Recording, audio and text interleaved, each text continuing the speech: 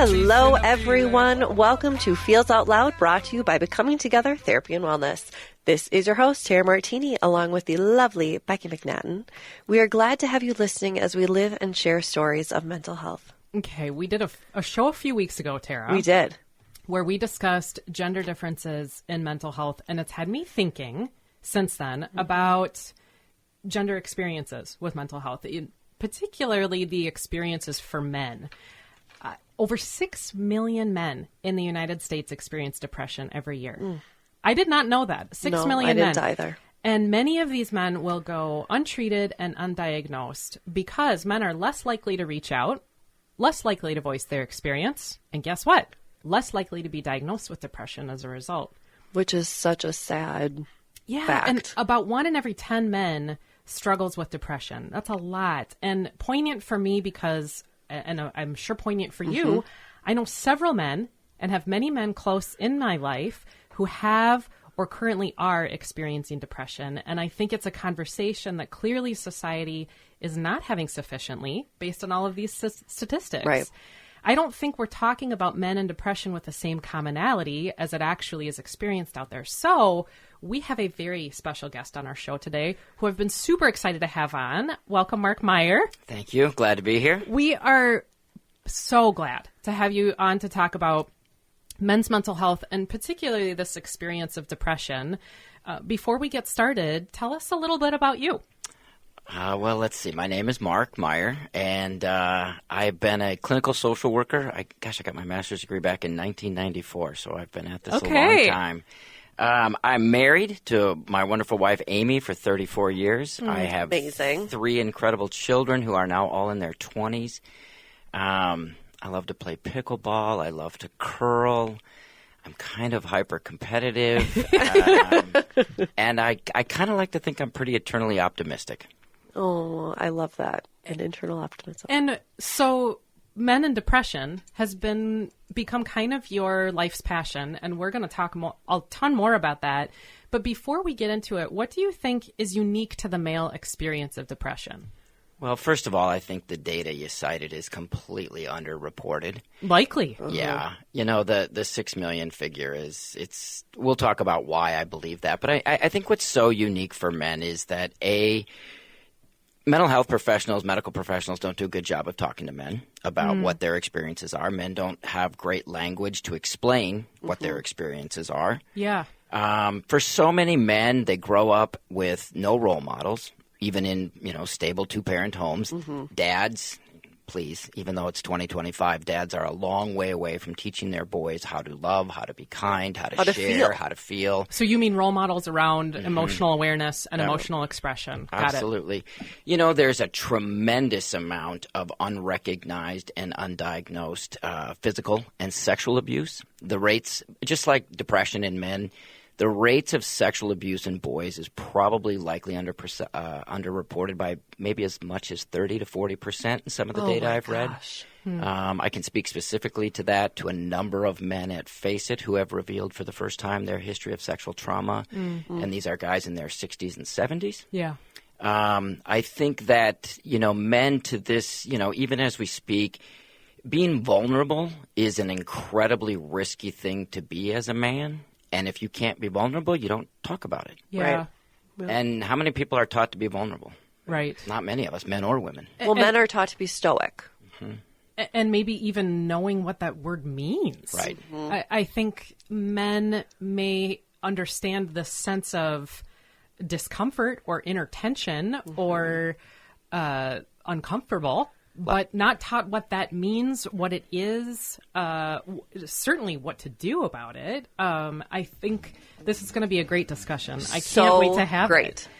Right now, we're going to take a short commercial break, but stay tuned for more discussion with Mark on men and all things depression. We're covering a lot today. Thank you for listening to Feels Out Loud. We're going to be back in just a moment. You don't never need help from nobody else. All you got to do now. Nothing to lose. In a world full of strangers, you don't know who to trust. All you see is danger, trying to find what you lost. Welcome back to Feels Out Loud, brought to you by Becoming Together Therapy and Wellness. I am Tara Martini with the dear Becky McNaden. So let's dive right back into depression for men and more about what Mark Meyer has done to address this. Mark, a few weeks ago, we talked about men not having emotion modeled for them, and you mentioned this just in our last segment. What do you think is the link? Say more about this link between emotional expression, and let's be honest, lack of, when I say that, for men and the experiences of depression. So there's a condition called alexithymia, which is the inability to put words to emotions. Face it, we use emotion wheels. We've got the ones with, 75, 80 emotions on it. And most men, the range of emotions they can describe is very limited. And why? I think, Terry, you mentioned it earlier, guys are stoic. Guys are taught to keep things to themselves. Guys live with tremendous amount of shame when it comes to expressing their needs. Guys don't know how to ask for their needs. And so I think this inability to express your emotions is I don't have any words for it. Right. And honestly, I think that's why so many men struggle with therapy. Because a therapist who's not acutely aware that a guy doesn't have words for what you may or may not be trying to describe or help him figure out, he gets frustrated, he gets angry. And I think a lot of men, we can talk more about this. I mean, I think a lot of men, how they express their emotion is rage and anger, and we know that. And so, when you think about diagnosing depression and you talk about, one of two symptoms and, one being sad or feeling down, most men don't endorse that feeling. Men don't talk about being sad. Men talk about anger, and then when you work with them, you get to the grief and the sadness and the loneliness and the isolation. But I don't think guys are socialized to talk about their emotions. They don't have the language. So the sadness and those emotions are the hidden emotions. And what we're seeing up front is the anger. Right. And men are so reckless in their behavior. And I think that's why, you go back to, guys are easy to dismiss when they're depressed and acting out in a million different ways, because what you see is their behavior. You see their caustic approach to people and life and, their reckless choices. And so we end up, pathologizing them in the criminal justice system. I bet you there's a whole bunch of men who are incarcerated with major depression. That's never, ever, ever been looked at. Wow. And I think that's, we celebrate that in men still to this day, the tough guy and the, I was thinking about this as I was driving over. It's, it's big sports time. It's playoffs for basketball and hockey, and there's all sorts of guys seeing all these role models of these guys screaming and yelling and carrying on, and it's kind of what guys see. Yeah. Well, because they see the yelling and the screaming, and that equates to love and passion. Yeah. Right? Absolutely. For that sport. Yeah. But then it translates to other things. Yeah, for sure. Yeah, well, you mentioned the sort of undiagnosed, or that men don't necessarily endorse the symptoms of what in the clinical world we would say equates to depression. Right.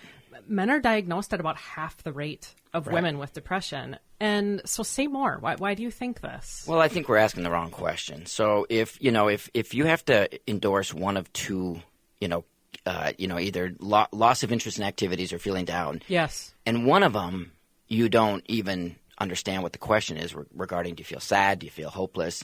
And the other one, most guys will dismiss lack of interest in activities because that's life. I got busy, kids were born, I got a job. Yeah. So they don't even recognize that, well, that's a thing. So there's been a long-standing debate about, is there a male depression? And, in Europe, they do a much better job diagnosing and screening. They use the Gotland scale for male depression. Which looks at reckless behaviors, it looks at rage, it looks at, have you been suspended from work? And it gets at this notion of anger. The University of Michigan, probably 12 years ago, did a great big look back on medical records. And they looked at men and they looked at women. And what they did was, for guys who, they had some inclinations that perhaps these guys were depressed, but they think the diagnosis was missed. So they went back, they used the Gotland scale to kind of do a look back and see what they could find with rates of depression. And what they found was that the rate of depression in men is higher than in women, if you put in this anger piece. If you put in the anger piece. If you use and ask the right questions, like you said. We don't ask the right questions. Yeah. Fascinating. Well, you mentioned Europe just now. A 2024 study in the UK, so this is really recent, found 77% of men endorse symptoms of anxiety and depression. but 77%. So that's high. Yeah, that's which very probably high. Far higher than the 6 million we talked about in the U.S. Which right? probably falls in line much more with what you're thinking around what actually is. Right. But 40% said they had never spoken to someone about their mental health.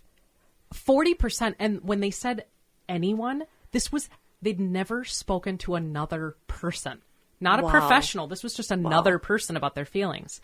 Never. That same study showed that 29% of men were too embarrassed to seek out any help at all. So 30% of that 77% were too embarrassed to seek out any help at all. And 40% of men said it would take feeling suicidal to reach out to anyone.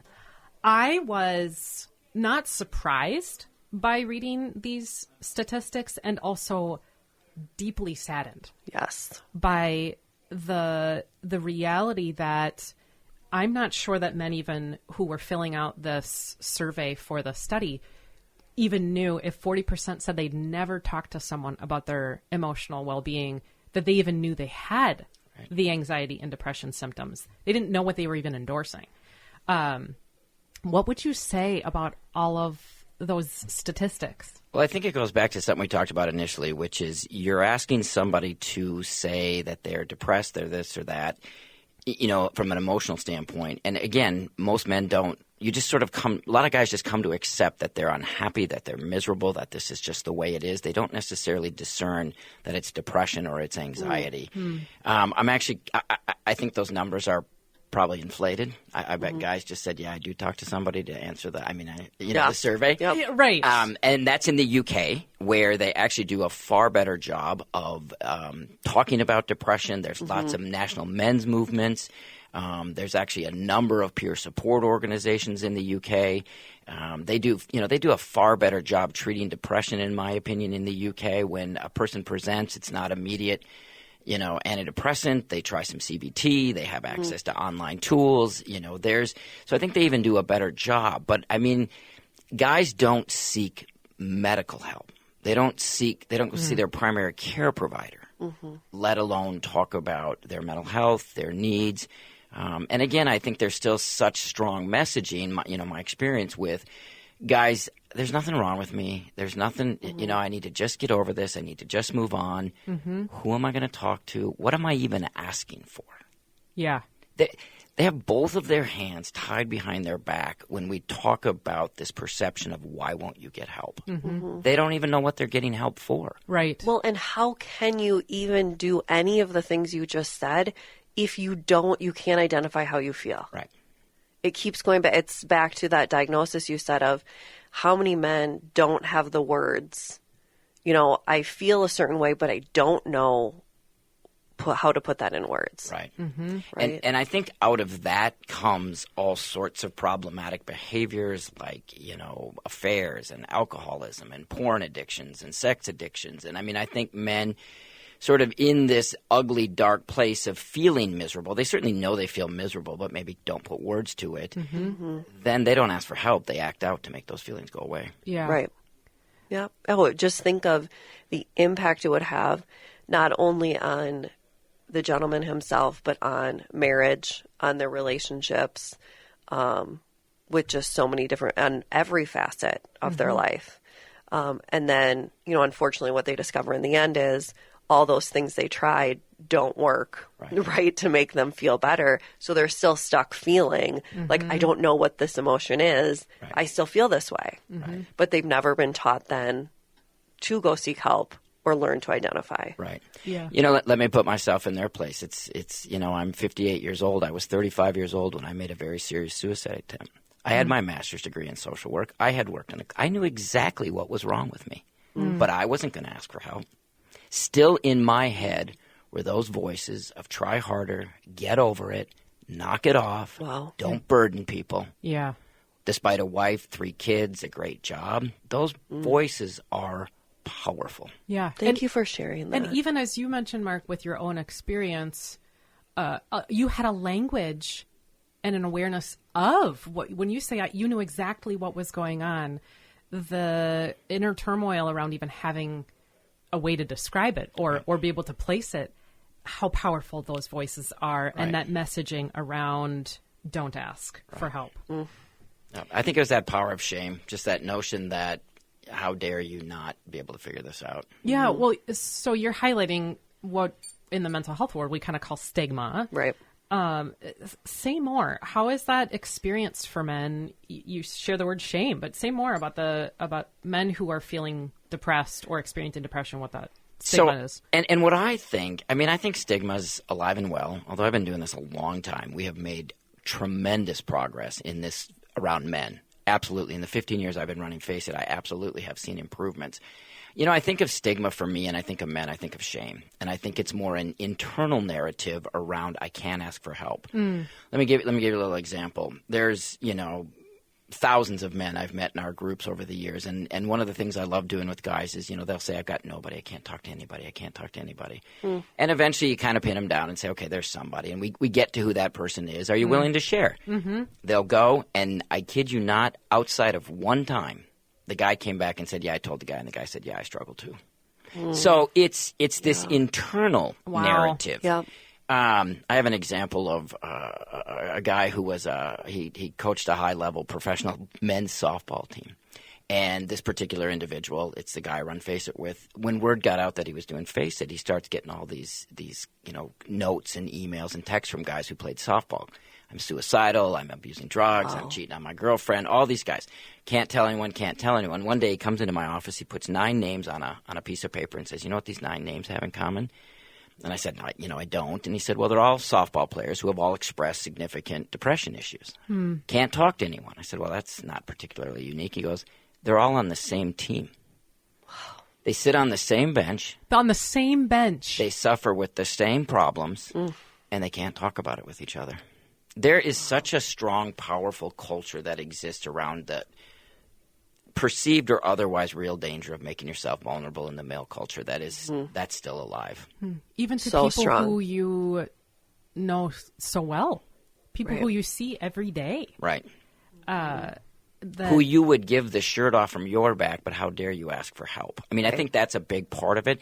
And there's a lot of data around men and seeking help, particularly in therapy. One of the reasons guys don't like therapy is because they can't give anything back. Guys don't like to just take. They don't like to take. They want to give back. Therapy's a one-way street, right? You're not there to get anything from your therapist. And so men often won't enter into a helping relationship if there's no reciprocity. I've never thought of that. That makes so much sense to me. God, it's huge. It makes so much sense to me. Well, you mentioned that feels like one barrier. What would you say are some other barriers that men face in seeking out mental health care? I think we've talked a lot around socialization. I mean, if you think about the experience of going to see a therapist, and let's go back, if our premises are accurate, that guys don't have the language, they don't want to feel vulnerable, they don't really know how to talk about this, and now you're going to lock them behind a door for 50 minutes. Right. and somebody who's looking just at them. Yes, exactly. Well, and I don't want to get too deep into the gender issues, but the reality is the vast majority of therapists are women. Right. Yes. Right. And that dynamic there, yes. I could regale you with hours upon hours of stories of what men have related about why they can't relate to women. And I mean, it again, I don't want to make these wicked, wild generalizations, but it's a challenging relationship to expect a guy to sit down. And therapy's inside-oriented, right? We want guys. It's kind of like you coming to me. I speak Chinese, and you want to learn Chinese, and you look at me and you say, okay, let's go. And I say, well, say something. We don't even know where to start. Yeah. This is the experience. This is what I want to scream out loud to the therapy community. This is the experience men are having. You sit down with them, and they are overwhelmed. A lot of them, they're compelled, face of divorce or a job. Yeah. I mean, they're not there under their own. Well, right. Right. So they're already on edge. And this experience is it's complicated for guys. And they. Guys have bad perceptions, and they think, "Oh, I'm just paying you to, tell me what I want to hear." And right. And I think one of the great things, I know we'll talk about Face It. One of the great things about Face It is that these guys over time begin to understand what therapy is. A lot of men walk into therapy for that first time. You know what they're looking for? A friend. You're not totally there, believe that. You're not there to be their friend, but that's what they're looking for is a friend. And then the kind of companionship. Exactly. Well, you mentioned this. what it feels like is the mental health realm getting it wrong for men. Like missing something. I just read recently, which was startling to me, that 60% men are more likely to die by suicide than women. We talked about that a few weeks ago. But 60% of men who die by suicide had sought care within the previous year. Yeah. So that's a startling outcome for people who actually had been in mental health treatment.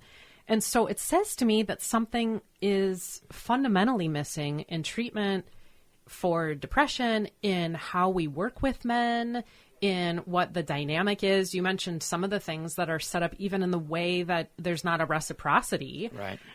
But what would you say is missing? I mean, I think it's a lot of things. I mean, I've even read data. A high percentage of people who die by suicide actually saw somebody within the 30 days of their death, whether it was a medical or a mental health professional. You know, I mean, I can speak anecdotally to my experience with a suicide attempt. Nobody was going to know. So there's that. People who die by suicide often make this decision, and there are no telltale signs. There are no things that we saw coming. You know, so there's that piece of it. I think that, you know, a lot of men, I mean, I think the obvious things are access to fire. You know, men die by suicide at a great rate because they use more lethal means. Right. And, you know, we've shown that, particularly in the primary care setting, when physicians ask and you know, get guns removed from homes, that saves lives.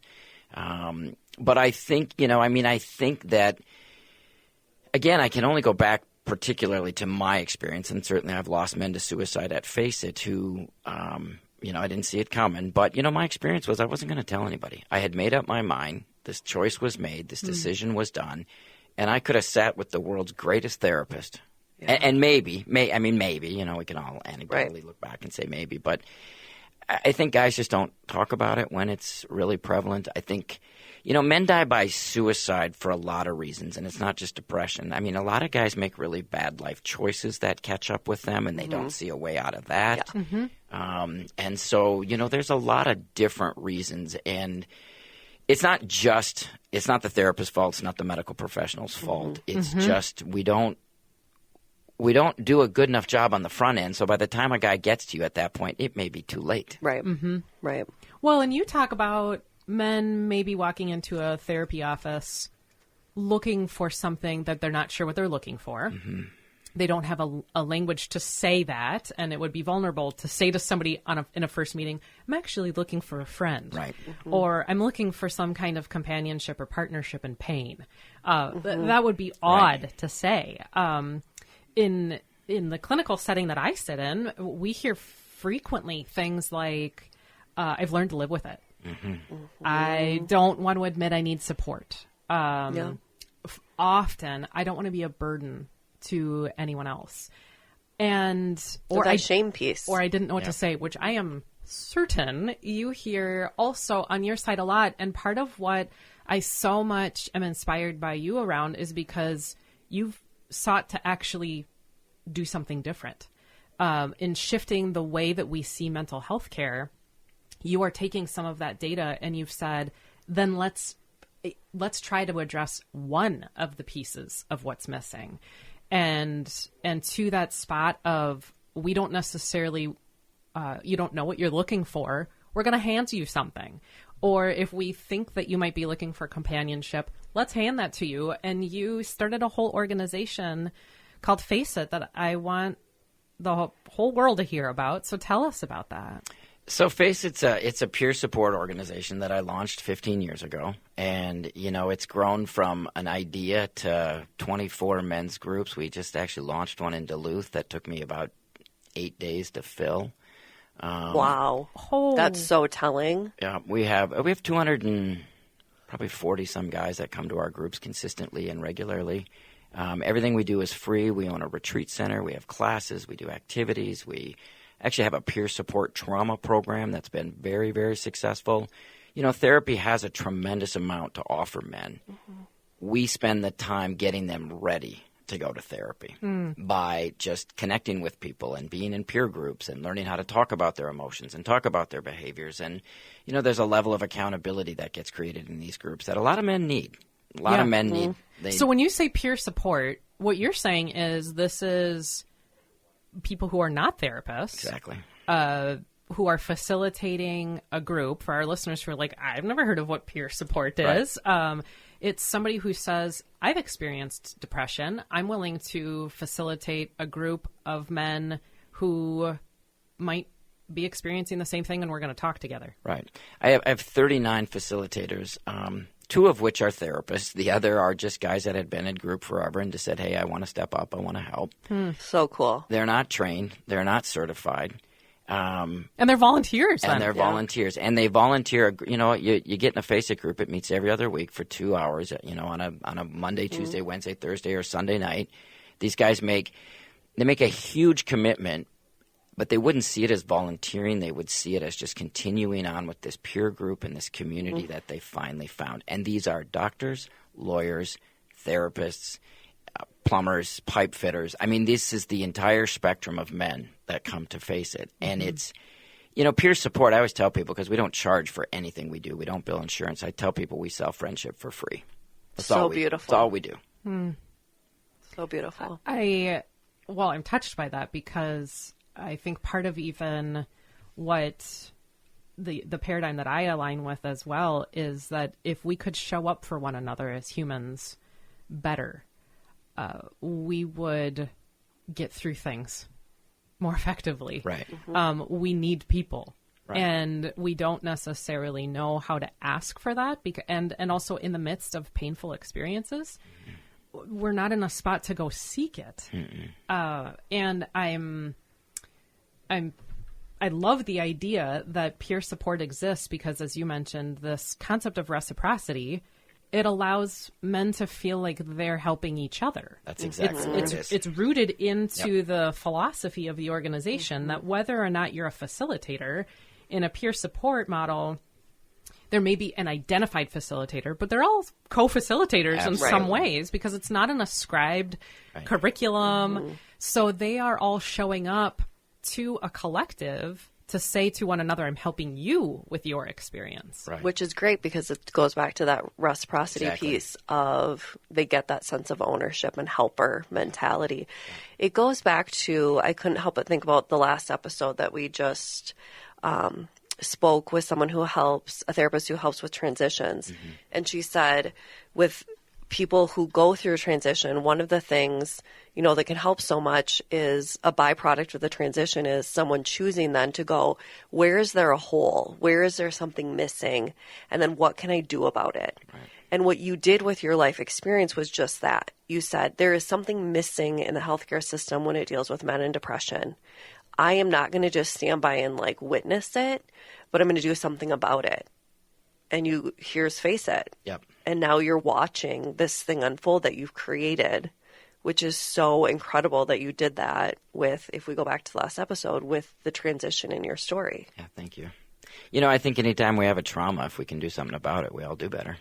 Yes, we do. Rather than just sitting in our trauma and doing nothing about it. Yes, we do. It creates some semblance of direction or purpose, meaning behind that. Yes, for ourselves. And I'm thinking that your whole philosophy around men and depression and working with it is probably different from when you started 15 years ago, what you heard as messaging around whether this would even be effective or would work. Yeah.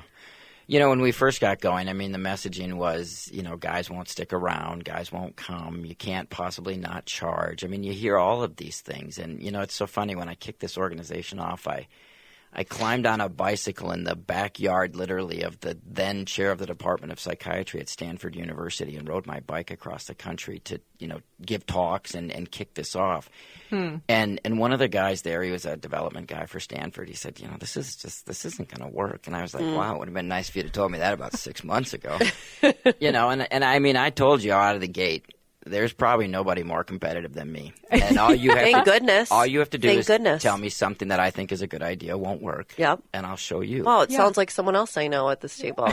Yeah. We get along pretty well sometimes. And you know, I think what came out of it now is literally hundreds upon hundreds of male friendships throughout the Minneapolis-St. Paul area that they have saved one another's lives. I mean, literally have saved one. I have guys who have gone to guys' houses and taken guns and driven them to the hospital. I mean, I can tell you many, many stories. And I think the beautiful thing about it for me as I look back on it is simply we created a community. And if you could show up and hang out at our office, you'd see guys hug each other. You'd see guys cry.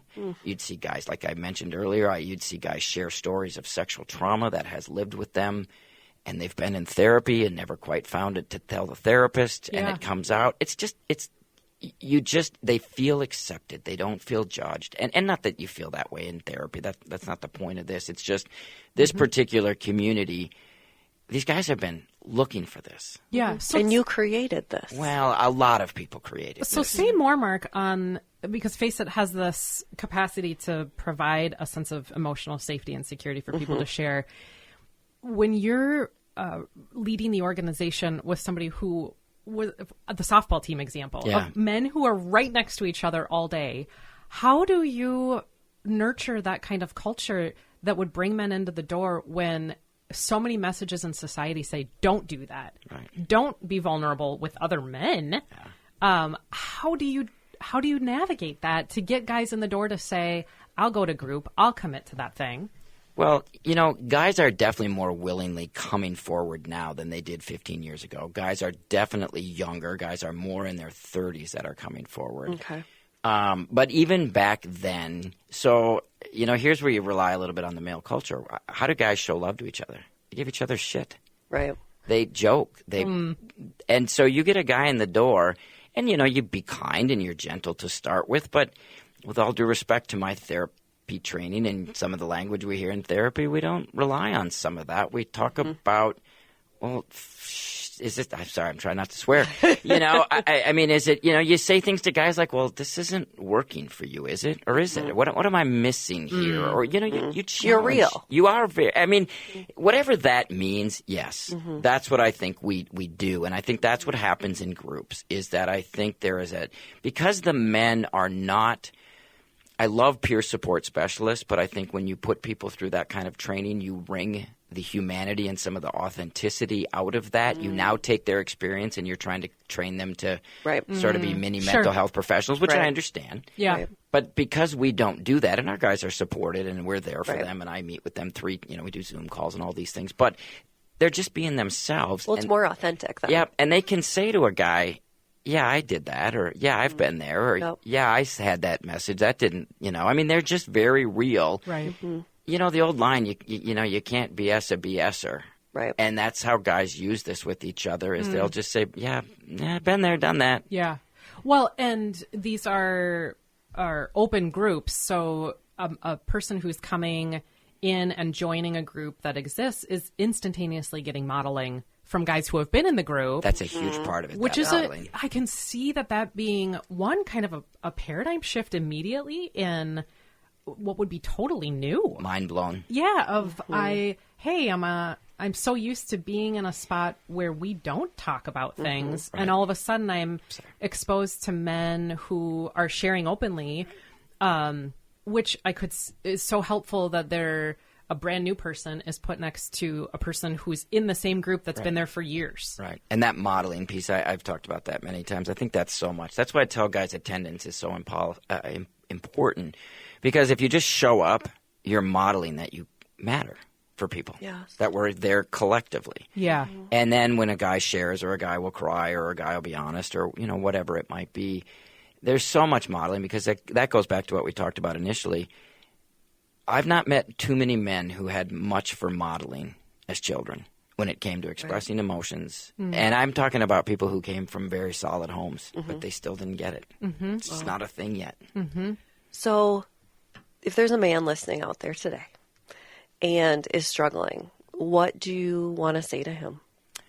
Info@faceitfoundation.org will land in my box, or it will land in Bill's box, who I run the organization with, and we'll respond to him. Can you say that again? Info, I-N-F-O, @faceitfoundation.org. And you should take a step. You should do something. And I'm not above using shame and shoulds. And because, I can tell these guys, I can tell any guy that's listening right now that if you're struggling, it can get better. You think it can't. Look, I was committed to the hospital. I was there for 14 days under a court order and never, thought I would never change and nothing would get better. And it did. And here you are. And I rebuilt my marriage. I rebuilt my relationship with my children. I rebuilt a lot of things. And it's hard work. And I know living with that level of misery, it's just not worth it. So do something. Well, and your statement just now makes me think about that earlier in the segment we were talking about. For 40% of men, they feel they would need to be suicidal in order to reach out for help. I hear you also saying it doesn't need to be to the spot That's where the you point. feel suicidal to connect with info at faceit.org. Right. Reach out and long before it gets to that. So if you are struggling and it is that reach out, also it doesn't need to get to that level of intensity in order for you to reach out. Exactly. That's a great point. And I do think that that's what I'm saying we've seen over the 15 years is more and more men are reaching out before the crisis. And, guys will show up, and we do have this comparison thing that always happens. Well, that guy was in the hospital, so therefore I'm not bad enough. We get that sort of conversations. And to your point, Becky, that's exactly the point. Your trauma, your background, your struggles, they're yours, and they're extremely real. Yeah. And I believe you ought to try to take a look at them and see what's out there and what you might learn about them. Are there things that for people who are listening who might not be men, how can we support men's mental health? I think that, affirming that their feelings are real. You guys, you do this work. People have a lot of feelings that are really hard to explain to people. And when you start explaining feelings them, are complex. And you start explaining them to people who don't get it, and you get the blank stare. You know, if you have any sort of level of shame or discomfort, you immediately internalize that, man, I must be messed up. Right. So I think if you're supporting somebody who's struggling with a mental health issue, understand that this is real. It may not on the surface make a lot of sense, but it's very real for the person living with it. And these feelings they're feeling are extremely real, and we need to talk openly and kindly when people are willing to be vulnerable, because that's what this is boiling down to. If you ask a guy to be vulnerable and then you give him the old deer in the headlight look, that's a problem. Well, yeah. Don't ask for something you're not ready to receive and hear, which is some complex stuff that often follows when you talk about emotions. Yeah, because there's going to be a hyper attunement or sensitivity to even noticing what the responses that someone else gives are. So if we show up with what would appear like a judgment or lack of ability to hold it. Right. And, a lot of men, like I said before, we could spend time talking about this. A lot of guys make bad choices and act out in ways that aren't particularly great. And so a lot of people who pursue them are really angry at, or want to talk to them, but they're so angry at them for whatever it is the guy has done. Yeah. And so sometimes, supporting a guy with a struggle, maybe it's not your job to take that on. Maybe there's somebody else who can talk to him, even if it is your husband or your boyfriend or your brother or your father or your uncle. Maybe there's somebody else who can approach him and just say, hey, it seems like things aren't great. What's going on? Anything? Right. It's a good point, because sometimes, as you said, if men are externalizing depression, they can be hurtful. Very, very hurtful. Very hurtful. I've met a lot of men, and you can probably put me in this category, who didn't make great choices, and wasn't I wasn't super high on people's list to care about, despite the challenges I was dealing with, because these external behaviors they're very hurtful, absolutely, and they're common, and they're very common. I think you bring up such a good point about whether it is a partner or spouse that it's not necessarily their role to be the one to have those talks, that it's okay to let go and say, that's not my role. And it may even be beneficial to the relationship to do so, to let go and say, there may be a better fit out there, whether that's a therapist or Face It group or a peer or a friend, but whoever it is, that it's okay if it's not your spouse or partner. Right. And that's such a hard concept we could talk about that all day. For sure. That's so hard for partners to let go of, right? Yes. Oh, I'm not saying it's easy. No, not at all. But I agree with you. I 100% agree with you. I've met so many men. They have relied on their partner to such a degree. They've wrung the intimacy out of it maybe forever. Wow. So much to think about Great here. Point. We're headed to commercial break, but when we come back, we're going to talk through listener questions about men and depression. Feels Out Loud will process your questions and thoughts in just a moment. We'll be right back. You gotta find your people, then you'll find.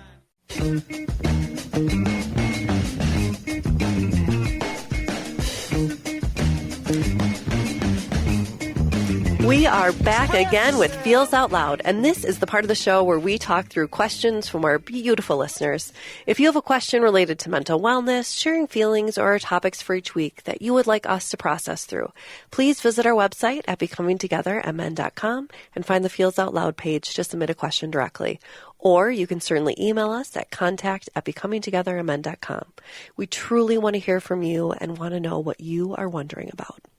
Mark, we had a lot of listeners who had questions about men and depression, which I think would align with everything we've been saying in the show, that it's likely an underreported and underdiscussed thing. We have a listener who says the following, and I would love your responses to it. My brother is depressed. He is so lonely, so isolated, and I am so worried about him. But he puts on a face like everything is perfect. I can tell he hides it, and he will sometimes tell me about it, but I think he has struggled his whole adult life. What can I do? Keep talking to him. Keep loving him. Keep putting information in front of him. You know, I Face It has a podcast on our website, faceitfoundation.org, and it's one of the greatest ways to get men to listen or to hear. Great idea. Because our guests, 95% of our episodes, our guests are just guys in group. Okay. So they talk about their experiences. They talk about people who tried to help them, you know, how that went. So their own personal journeys with life, depression, all of it. Navigating it. Yep. And I think that, I think for the guy, the hope is that eventually the guy hears her, his sister, and hears that she's concerned and she cares and she wants him to, to realize that there are things that can be done for him. Again, it's really hard to answer some of these questions without being too general. But I mean, if a guy has kids, I often go from that angle. You don't want to do it for yourself right now, do it for your kids. Yeah. Mm-hmm. If you don't want to do it for you, do it for your partner or, what have you. Mm-hmm. And maybe take some of that pressure off from him to fix himself for himself, but to go to work on things to help those in his life. That's kind of that reciprocity thing, in my opinion. Totally. And so, you keep putting it in front of him. You let him know that just because his perception might be, a lot of guys perceive the only way to treat depression is with medication. Not true. Lots and lots and lots of ways to treat depression. Don't even have to treat it with just therapy. Yeah. Let people know they have options. Let people know that there are many different ways to begin to understand what you're going through and what to do with it. Yeah. Well, you bring up a good point, because part of Face It, you treat depression with pickleball. Right. And taking trips to the retreat center up north. Right. That you believe in, I guess, fundamentally relationships and connection with other people, but there are a lot of ways to develop a relationship and connection to ourselves that don't involve medication. Right. And I think that, medication serves its role. In my personal belief, after teaching for 5 years in the School of Medicine at the University of Minnesota, is we throw medication at every problem before we even know what it is. And, that's a lot of times guys will get – I got a lot of guys who suffer from the diagnosis of a guilty conscience. There's no Prozac that will fix a guilty conscience, but that's the first thing we throw at it, and then a guy has a bad experience with it or it doesn't do anything, and he wonders, well, why bother there? And I just think that this is not that medication doesn't have a role. It's just that there are a multitude of ways. But we've crafted a model that says medication and therapy. I mean, that is what the model is. We have. Yeah. And it's inadequate, and it's certainly not comprehensive. And, I mean, it's complicated. And I think people just need to know there's a lot of ways. And it's not just going for a walk. You can't just exercise your way out of this, in my opinion, either. Yeah. It's a lot of things. Well, part of what I hear you saying is dialoguing with what is this shame voice, right? And recognizing it's a part of our inner dialogue, and not just seeking to suppress it or escape from it, but to embrace it, give it hugs and love. And space. Yeah. And to learn to be able to do that is one heck of a process, right? Yeah. Absolutely well said. We're at the end of our show for today. Thank you for listening, everyone, this morning, and join us next week as we talk about responsibilities of adulthood and the influence that day-to-day requirements have on mental wellness. In the week ahead, be kind to yourself. Remember that connection fosters wellness, and your voice is one the world around you needs to hear. Share yourselves, friends. Some go, some will, some won't. I wanna